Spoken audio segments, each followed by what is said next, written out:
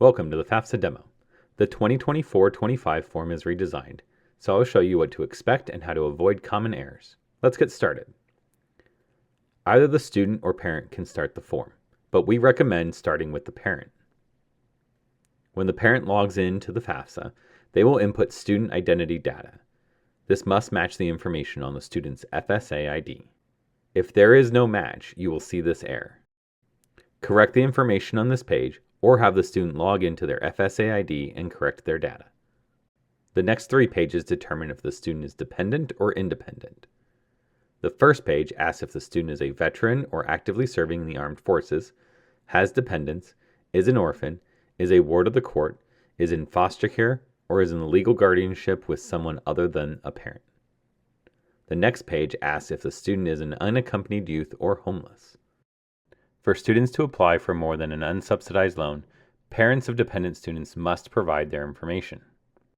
The data on this page is pulled from the parent's FSA ID. If you need to change any of the information on this page, go to Account Settings. Parents must give consent for any 2022 federal tax information to be pulled from the IRS into the student's FAFSA. You will not see the tax information on the FAFSA. It transfers behind the scenes. Select the option that applies to your marital situation. If parents are unmarried and living together, both parents will need to include information on the FAFSA. If remarried, include the parent and step-parent information.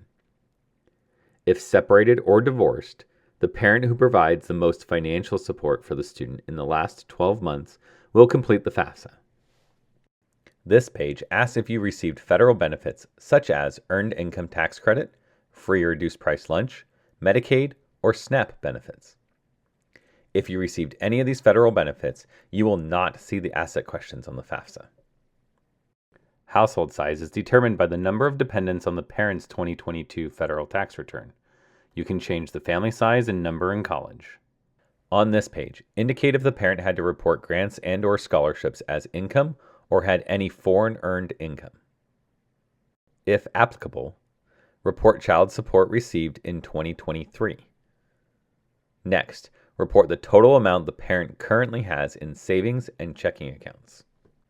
For your investments, include stocks, bonds, CDs, the net worth of rental property, and the value of a 529 plan only for the student completing the FAFSA. Exclude the value of the parent's primary home and any qualified retirement accounts. If the parent owns a business or farm, include its net worth. Consider the value of land, buildings, equipment, inventory, livestock, and etc., and subtract any debt against it. If you are married or remarried, include the spouse's name, date of birth, social security number, and email address. Review the information you provided on the FAFSA. When you are satisfied with your answers, select Continue to sign the form.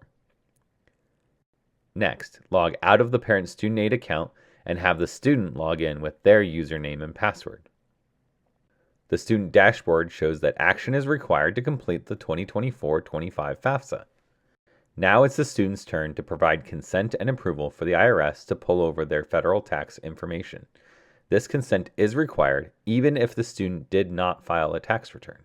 They may see questions about grants and scholarships reported as income as well as foreign earned income.